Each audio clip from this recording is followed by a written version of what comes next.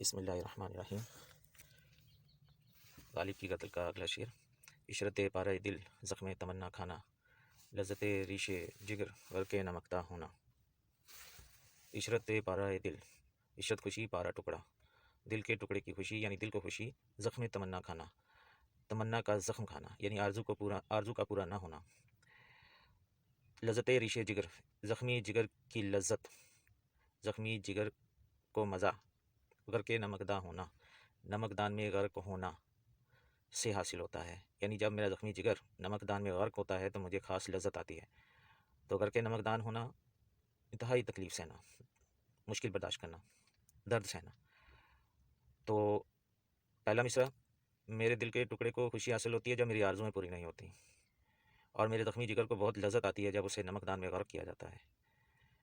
अब ये जो दो बातें शायर ने की हैं इस शेर में, ये फ़ितरत के ख़िलाफ़ है। अमूमन तो ये होता है ना, जब किसी की तमन्ना पूरी नहीं होती, ख्वाहिश पूरी नहीं होती, तो उसके दिल को गम, दुख, अफ़सोस होता है, खुशी नहीं होती। इसी तरह जब कोई ज़ख्मी हिस्सा नमक में डाला जाए या नमक उस पर डाला जाए तो लज़्ज़त नहीं आती, तकलीफ़ होती है, टीसें उठती दर्द की। लेकिन शायर ने इसके उलट कहा है। तो शायर ने ये जो बात की है, ये भी एक ख़ास दर्जा, एक मरहला होता है जिसमें तकलीफ़ में भी मज़ा आने लगता है और दुख में भी एक ख़ास लज़्ज़त महसूस होती है।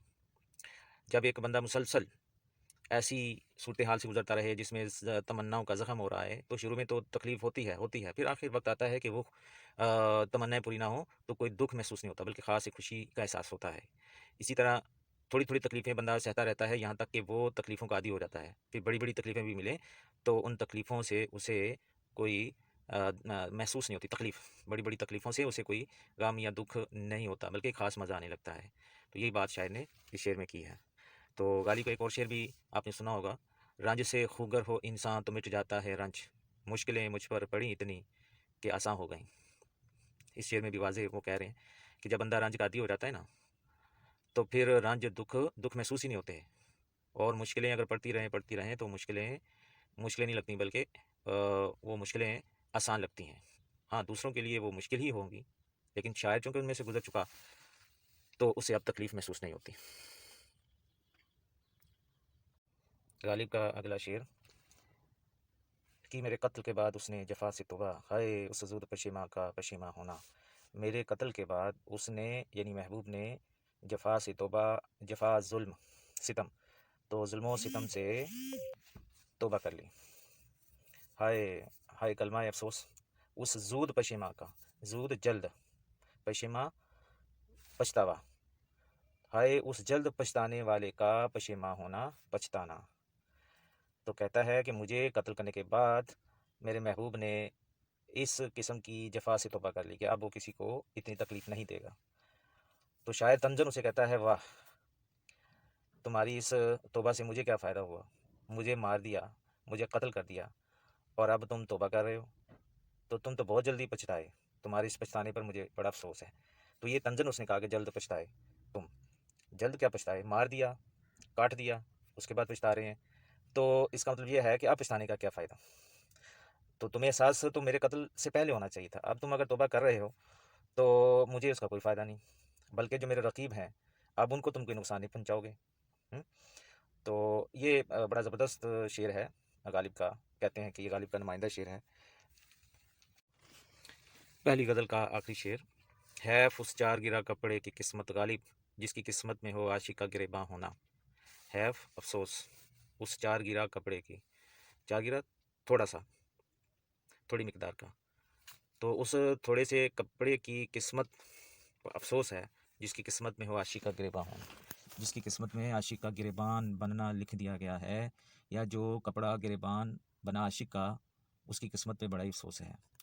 तो इसका मतलब ये है कि आशिक बेचारा जब ख़ास एक जुनूनी कैफियत में मुब्तला होता है, जब उसके ऊपर दीवानगी का दौर आता है, तो उसे अपने आप की होश नहीं रहती। जैसे मजनू लैला की याद में लैला लैला करता फिरता रहा सहराओं में, और उसे खाने की होश नहीं, पहनने की होश नहीं, बालों की होश नहीं, कपड़ों की होश नहीं।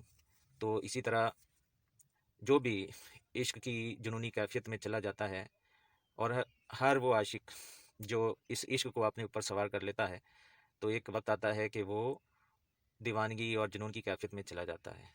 तो शायर ने उसी किस्म के आशिक का जिक्र किया है कि वो आशिक जब उस कैफियत में जाता है, जब उसे होश नहीं रहती, उसके ऊपर जुनून का दौर आता है, तो वो सबसे पहले क्या करता है कि उसका हाथ अपने गिरेबान पे जाता है, वो गिरेबान को चाक कर देता है, फिर अपने जो बाल हैं उनको नोचता है, फिर क्या है, दीवारों में टकरे मारता है, सहराओं की तरफ भाग जाता है, बच्चे उसके ऊपर पत्थर फेंकते हैं।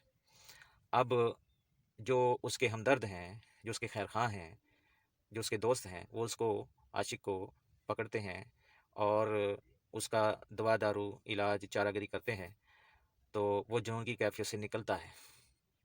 लेकिन फिर कोई ऐसा मौका आ जाता है, कुछ ऐसे हालात हो जाते हैं कि दोबारा उसके ऊपर दीवानगी का दौरा आता है। चुनाचे फिर उसका हाथ अपने गिरेबान पे जाता है और वो गिरेबान को चाक करता है।